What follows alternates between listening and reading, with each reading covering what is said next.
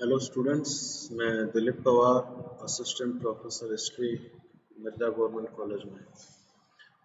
तो अपन औद्योगिकरण के बारे में बात कर रहे थे। औद्योगिकरण में अपन ने बात की थी लास्ट ई लेक्चर में, जापान के अंदर किस प्रकार से औद्योगिकरण हुआ।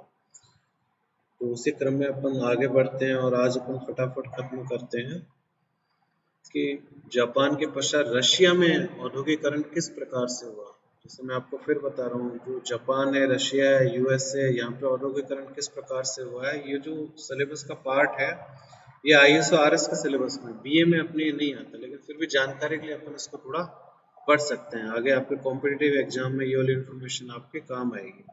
और ये जो मैंने नोट्स बना रखे हैं, ये मेंस के हिसाब से है, आईएएस मेंस के हिसाब से कई सारे किताबों से इकट्ठा करके नोट्स को मैंने बनाया है। इसमें जो आईएएस के कोचिंग इंस्टीट्यूट्स हैं, उनसे भी मैंने मैटर शामिल किया है, और जो टेक्स्ट बुक मैंने पढ़ रखी है, उनसे भी मैंने मैटर निकाला। तो कई सारी किताबों का निचोड़ है इन नोट्स में।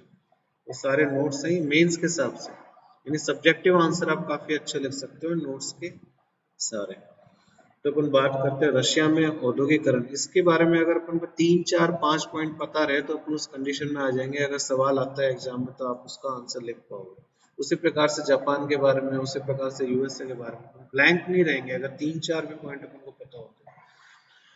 तो सबसे पहला इसमें पॉइंट ये दे रखा है कि जो रशिया की अर्थव्यवस्था थी वो कृषि आधारित अर्थव्यवस्था थी, यानी कृषि का दबदबा था अर्थव्यवस्था में। फिर रशिया के पास खूब सारे संसाधन थे, ह्यूज रिसोर्सेज। रशिया का क्षेत्रफल भी बहुत बड़ा था, बहुत बड़ा देश था, तो उनके पास प्राकृतिक संपदा बहुत अधिक थी। लेकिन आयरनी ये थी कि उसके बावजूद भी रशिया एक बैकवर्ड देश था, यानी पिछड़ा हुआ देश था। इतने अधिक संसाधन होने के बाद, जैसे इंडिया के बारे में भी अक्सर कहा जाता है कि भारत के पास प्राकृतिक संपदा बहुत अधिक है, लेकिन उसके बावजूद भी भारत कई महीनों में पिछड़ा हुआ। तो उसी प्रकार से रशिया का उस समय वही हाल था, संसाधन होने के बावजूद भी रशिया पिछड़ा हुआ था। इसका एक कारण ये भी है कि रशिया में सर्दी बहुत पड़ा करती थी। Russia was a cold land, सर्दी के कारण भी इतनी प्रोडक्टिविटी वहाँ पे नहीं हो पाती थी। फिर रशिया में जो कृषि का दबदबा रहा है, कृषि किस प्रकार से की गई, दासों का इस्तेमाल किया गया। स्लेव कृषि व्यवस्था में दासों का अत्यधिक इस्तेमाल किया गया था रशिया में। तो इसी कारण हम देखते हैं कि रशिया में वर्कर्स की कमी थी, श्रमिकों की कमी थी, लेकिन कृषि के लिए जो दास की आवश्यकता पड़ती थी वो बहुतायत में थे दास। तो ये भी एक नेगेटिव पॉइंट है रशिया के लिए कि वहाँ पे श्रमिकों की संख्या कम थी और कृषि से संबंधित दासों की संख्या बहुत अधिक थी। फिर अगला पॉइंट क्या है कि प्राइवेट कैपिटल लैक्ड, यानी रशिया के पास निजी पूंजी का भी अभाव था, यानी लोगों के पास इतना पैसा नहीं था। प्राइवेट जो लोग थे, निजी लोग थे, उनके पास इतना पैसा नहीं था कि वो अपने पैसे से उद्योगों की स्थापना कर सके। तो सबसे पहला प्रयास किया गया औद्योगिकरण के लिए पीटर द ग्रेट, बहुत महान राजा रहा है रशिया का पीटर द ग्रेट, पीटर महान। तो इस राजा ने सबसे पहले कोशिश की रशिया में औद्योगिकरण लाने की। इसने वॉर मशीन्स को तैयार कराया, यानी युद्ध के लिए जिन जिन सामग्री की आवश्यकता पड़ती थी उसका बड़े स्तर पे उत्पादन किया गया। तो यहाँ पे भी एक औद्योगिकरण शुरू करने की कोशिश की, लेकिन जो प्रोडक्शन था, उत्पादन था, युद्ध से संबंधित मशीन्स तक ही सीमित था। फिर अपन आगे बात करते हैं, जो सबसे इम्पोर्टेंट पॉइंट है रशिया के औद्योगिकरण में, जो पॉइंट इस पूरे टॉपिक की आत्मा समेटे हुए, वह यह है कि रशिया के औद्योगिकरण में राज्य का महत्वपूर्ण रोल था। स्टेट का इंटरवेंशनिस्ट रोल था, यानी प्रमुख भूमिका थी राज्य की यहाँ के औद्योगिकरण में। ब्रिटेन में ऐसा नहीं था, ब्रिटेन में केवल सहायक भूमिका थी राज्य की, लेकिन यहाँ पे महत्वपूर्ण भूमिका थी राज्य की। ऐसा समझा जाता है रशिया में पहले राज्य अपनी महत्वपूर्ण भूमिका है उसको अदा करेगा, उद्योगों की स्थापना करेगा, उसके पश्चात औद्योगिकरण फिर अपने आप ही आगे बढ़ता जाएगा। After that industrial revolution will go on its own. फिर अपन आगे बात करते हैं अलेक्जेंडर सेकंड, रशिया के एक दूसरा राजा था अलेक्जेंडर सेकंड, अलेक्जेंडर द्वितीय। तो इसका एक फाइनेंस मिनिस्टर था अलेक्जेंडर सेकंड का, सर जी विटे, SERJEVITE, सरजी विटे नाम का इसका एक फाइनेंस मिनिस्टर था। इस फाइनेंस मिनिस्टर ने कई सारे प्रयास किए रशिया में औद्योगिकरण लाने के लिए। जैसे इसने कैपिटल और हैवी इंडस्ट्रीज की स्थापना की। कैपिटल यानी वह उद्योग जहाँ पे बहुत बड़ी पूंजी की आवश्यकता पड़ती है, और जो हैवी इंडस्ट्रीज हैं, जो बड़ी बड़ी मशीनों का निर्माण करते हैं, इस इंडस्ट्री पे अधिक फोकस किया गया रशिया में। और सरजी वीते के कार्यकाल में हैवी इंडस्ट्रीज की स्थापना, भारी उद्योग जिसे कहा जाता है, हैवी इंडस्ट्रीज की स्थापना समय में की गई। इस समय में इस फाइनेंस मिनिस्टर ने किसानों पे खूब अधिक कर भी लगाया, क्योंकि औद्योगिकरण के लिए पैसे की आवश्यकता थी। रशिया में एक नेगेटिव पॉइंट रहा कि उन्होंने किसानों पे कर लगाया, तो इससे कृषि के हालात इतने अच्छे नहीं रहे, किसानों का अत्यधिक शोषण हुआ और इनसे जो पैसा आया उसको औद्योगिकरण के कार्य में लगाया गया। फिर इसके बाद रशिया की डिपेंडेंस थी, निर्भरता थी फॉरेन लोन के अंदर भी, यानी विदेशों से भी कई सारा लोन लिया, क्योंकि पैसे की आवश्यकता पड़ेगी उद्योग धंधे स्थापित करने के लिए। तो इसमें अगला महत्वपूर्ण पॉइंट है कि this whole process of industrialisation was guided by communism. जैसे कि आपको पता है कि रशिया में साम्यवाद का दौर था, तो पूरा का पूरा औद्योगिकरण है वो साम्यवाद के सिद्धांतों के अंतर्गत किया गया। औद्योगिकरण यानी साम्यवाद के हिसाब से किया गया। अब उससे क्या फर्क पड़ा, रशिया में जो औद्योगिकरण हुआ उसमें प्रॉफिट ओरिएंटेशन नहीं था, यानी बिजनेसमैन के द्वारा लाभ कमाने की प्रवृत्ति कम देखी गई, क्योंकि वहां पे साम्यवाद था। साम्यवाद का मतलब ही यही है कि जो सरकार है उसका महत्वपूर्ण रोल रहेगा, जो श्रमिक है श्रमिकों का ध्यान रखा जाएगा, श्रमिकों को सारी सुविधा दी जाएगी, किसानों को सारी सुविधा दी जाएगी। तो यहाँ के बिजनेसमैन में प्रॉफिट ओरिएंटेशन नहीं था, यानी जितने भी संसाधन है या जो भी प्रॉफिट हो रहा है किसी फैक्ट्री से, उस प्रॉफिट को सब में बराबर बराबर बांट दिया जाए, इवन श्रमिकों को भी प्रॉफिट का एक हिस्सा दिया जाए। तो सिस्टम काफी अधिक इगैलिटेरियन है। इगैलिटेरियन का मतलब ये है कि समानता पूरक व्यवस्था स्थापित की गई कम्युनिज्म के अंतर्गत। कोई भी भूखा नहीं मरा रशिया में, सबको पैसे दिए गए, सबने कार्य किया और सबको उनकी क्षमता के अनुसार कार्य दिया गया। और अगला पॉइंट क्या है कि साम्यवाद में क्या होता है, प्राइवेट प्रॉपर्टी को महत्व नहीं दिया जाता, जो निजी संपत्ति है उसको महत्व नहीं दिया जाता। तो रशिया में निजी संपत्ति में अधिक बढ़ोतरी नहीं हुई, जबकि हम ब्रिटेन में देखें, ब्रिटेन में जो औद्योगिकरण हुआ उसमें प्रॉफिट ओरिएंटेशन भी था, वहाँ के बिजनेसमैन ने लाभ भी कमाया काफी अधिक औद्योगिकरण के कारण, और वहाँ पे निजी संपत्ति का भी बोलबाला था, यानी खूब सारी धन संपत्ति भी अर्जित की वहाँ के बिजनेसमैन ने ब्रिटेन में। लेकिन रशिया में इसके विपरीत यहाँ पे साम्यवाद का असर था। फिर अगला पॉइंट क्या, ये भी इंपॉर्टेंट पॉइंट है कि जो उद्योग धंधे स्थापित किए गए रशिया में उनका साइज बहुत बड़ा था।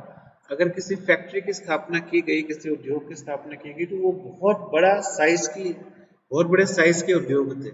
These factories were much bigger. और ब्रिटेन की बजाय रशिया में बहुत बड़े बड़े उद्योग धंधे स्थापित किए गए जिनका साइज बहुत अधिक था। यानी कहने का मतलब है कि लार्ज इंडस्ट्रियल कॉम्प्लेक्स की स्थापना हुई, यानी बड़े औद्योगिक क्षेत्र की स्थापना हुई रशिया में, तो जहाँ पे खूब सारे श्रमिकों को कार्य रोजगार दिया जा सकता है। फिर अगला पॉइंट ये है कि क्योंकि साम्यवाद का असर था रशिया में, इसके कारण जो बाजार की शक्तियां थी उनका प्रभावी रोल नहीं था, प्रभावी योगदान नहीं था। तो there was no role given to market forces.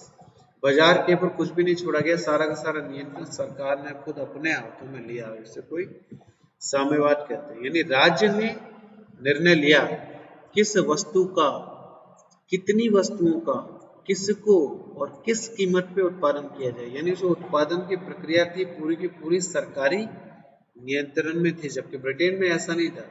Britain में प्राइवेट जो बिजनेसमैन थे, जो निजी व्यापारी थे, उनको छूट दी गई कि वो अपने हिसाब से प्रोडक्शन का कार्य कर सकते हैं। लेकिन रशिया में खूब अधिक नियम लाद दिए गए और रशिया में फोकस किस पे रखा गया, कैपिटल गुड्स। कैपिटल गुड्स का क्या मतलब होता है, जो पूंजीगत सामान होता है, वस्तुएं होती है। पूंजीगत वस्तुएं अपन किसे कहते हैं, अगर किसी उद्योग की स्थापना करनी है तो उस उद्योग में बड़ी बड़ी मशीनों को लगाना पड़ेगा, तो उन मशीनों के प्रोडक्शन को कैपिटल गुड्स कहते हैं। यानी उन सभी मशीनों को जिसके माध्यम से और वस्तुओं का उत्पादन किया जा सकता है उसको कैपिटल गुड्स कहा जाता है। जैसे मैं आपको एग्जांपल देता हूँ, जैसे अखबार बनाने की मशीन है, तो कि अखबार बनाने की मशीन अपनी फैक्ट्री में लगाएगा तो उसको कैपिटल गुड कहा जाएगा। वो मशीन कैपिटल गुड है, पूंजीगत वस्तु है।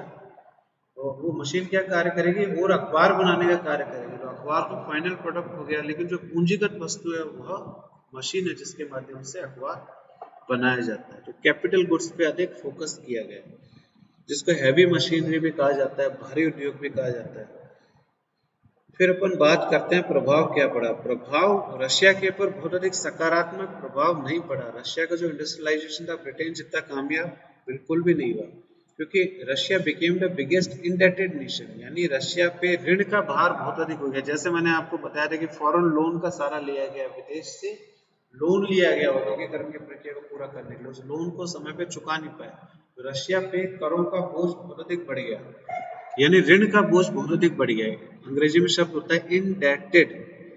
इंडेटेड का क्या मतलब है? ऋणी हो गया रशिया अन्य देशों का, तो यानी इसका सकारात्मक प्रभाव इतना बड़ा नहीं। फिर जो किसान थे, किसानों की हालत रशिया में बहुत अधिक खराब हो गई। किसानों का शोषण किया गया, क्योंकि किसानों पे करों का भार बढ़ा दिया गया था, और उससे जो रेवेन्यू प्राप्त हुआ उसी का इस्तेमाल करके रशिया में औद्योगिकरण किया गया।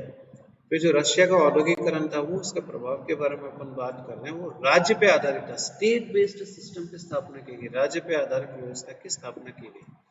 और यहाँ पे there was no strong middle class, Russia में कोई मजबूत मध्यम वर्ग था ही नहीं, उभर के नहीं आ पाया मध्यम वर्ग, मजबूत मध्यम वर्ग की स्थापना नहीं हो पाई, जो ब्रिटेन में मध्यम वर्ग की स्थापना हुई थी।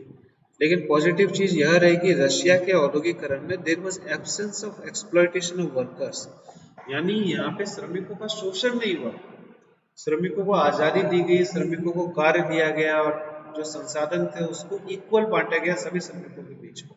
साम्यवाद का मतलब ही है कि श्रमिक हैं, उनकी कंडीशन अच्छी रहनी चाहिए, उनका शोषण नहीं होना चाहिए, उनको भी बराबरी का हक मिलना चाहिए। इस प्रकार से जो श्रमिक है उनकी कंडीशन रशिया में रिलेटिवली बेटर देखने को मिली अन्य देशों की बजाय। और जो सारा का सारा रोजगार था वो सरकार के नियंत्रण में था, निजी हाथ इतने मजबूत किए ही नहीं गए सरकार के द्वारा, ऑल एम्प्लॉयमेंट बाय स्टेट। तो इसी कारण हम देखते हैं, क्योंकि राज्य का योगदान था बड़ा औद्योगिकरण में, तो रशिया में प्रॉफिट ओरिएंटेशन नहीं देखने को मिलता, यानी मुनाफाखोरी रशिया में नहीं रही, बिजनेसमैन ने अत्यधिक मुनाफा कमाने की कोशिश नहीं की। और जैसे अपन बात कर रहे हैं, जो इंडस्ट्रियल रेवोल्यूशन का जो बैकग्राउंड है, जो आधार है, वही किसके लिए कार्य करता है? 1917 के क्रांति के लिए। आपको पता है रशिया में महान समाजवादी क्रांति हुई थी, जिसको सोशल रेवोल्यूशन कहा जाता है। 1917 के अंदर ये क्रांति हुई, इसका बैकग्राउंड यही सारा है कि हैवी इंडस्ट्रीज की स्थापना की गई, किसानों पे अत्यधिक कर लगाया गया, किसानों के अंदर द्वेष बढ़ता रहा, विदेशी लोन का इस्तेमाल किया गया। तो इसके बाद अपन आगे बात करते हैं। चलो इस टॉपिक को अपन यहीं पे खत्म करते हैं, फिर अपन नेक्स्ट क्लास में ई लेक्चर में अपन जर्मनी के बारे में बात करेंगे, यूएसए के बारे में बात करेंगे। औद्योगिकरण का टॉपिक इतना अधिक रहा नहीं है। आप लोगों का मुझसे जुड़ने के लिए बहुत बहुत धन्यवाद।